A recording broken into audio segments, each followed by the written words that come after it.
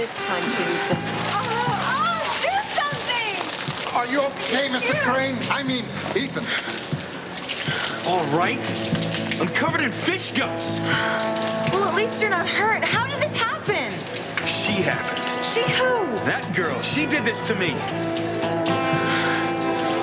You know that girl? It's the girl I told you about, Gwen. The girl who's been stalking you? That's right. She's the one who dumped paint on me, then milkshakes, then barbecue sauce, and she did this too. It's the same girl.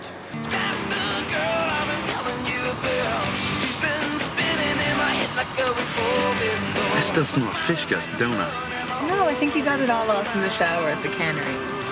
Oh, just be so thankful that all that stuff got on your slicker and not on your clothes.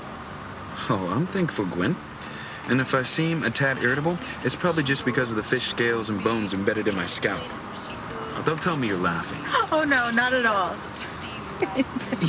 You're totally laughing. You have to admit, if you saw that scene in a movie, you would laugh, too. You know what made me laugh harder? Is if in that scene, the guy caught up with the girl who dumped that stuff on him and he wringed her neck. Do you really think it was the girl from the other times? Positive. Well, that's weird. If this girl's really after you, she needs psychological. When I find her, she's gonna need a lot more help than that.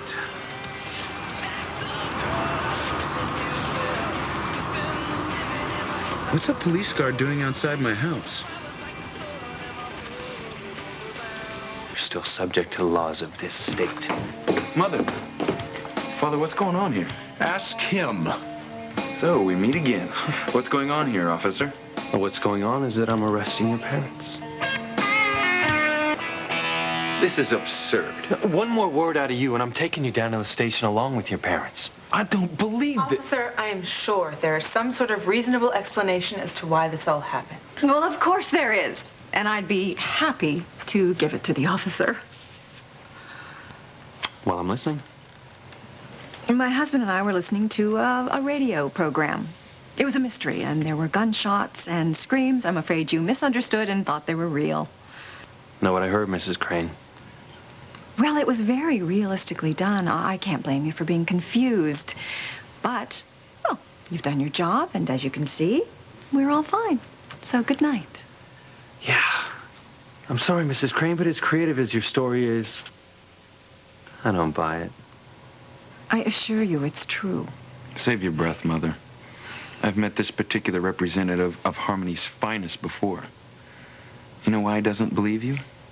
Because you're a Crane. And he's got some bug up his... And he's got some hang-up about all of us. I heard a series of real gunshots from this room and a woman's scream.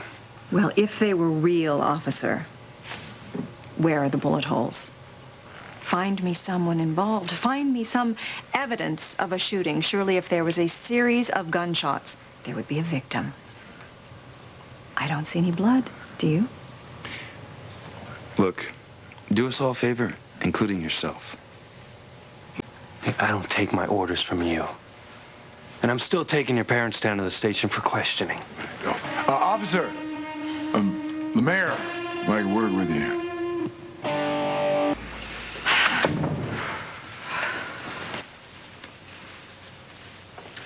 Nice move, Dad.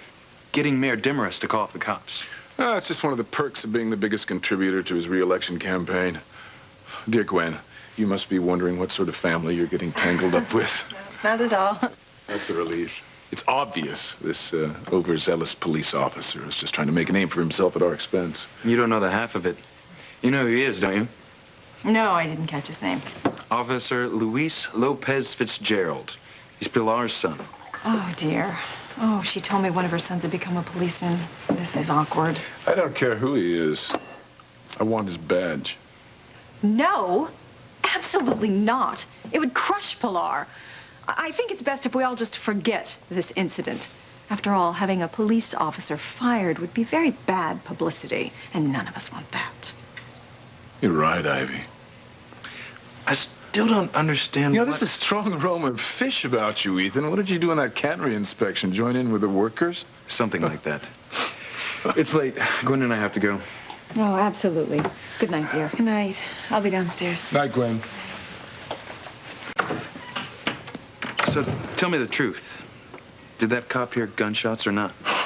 Ethan, why on earth would gunfire be coming from my bedroom? Don't keep Gwen waiting. Get... Huh?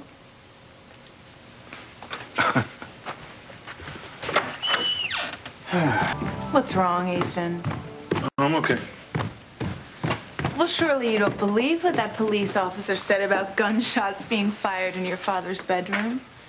Your mother explained it all. It was all a silly misunderstanding.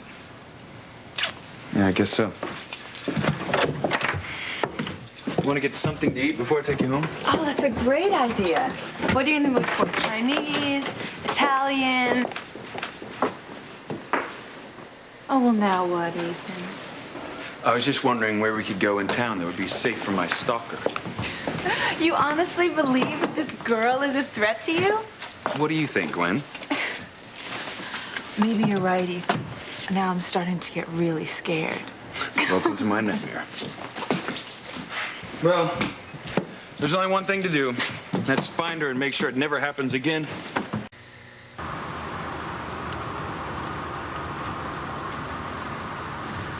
Tomorrow I'm going to talk to the foreman at the cannery, find out that girl's name. One way or another, this has got to stop.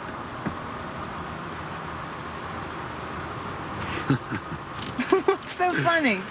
I was thinking, Pilar's overeager cop son seems to love getting involved in Crane family business.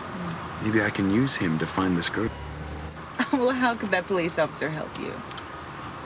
Once I track down who this girl is, I'll turn him over to Pilar's son. If he's still in the mood to arrest someone, he can go to town with her. Well, don't forget about that contest you entered in the carnival tomorrow. Finding that girl's just gonna have to wait till it's over.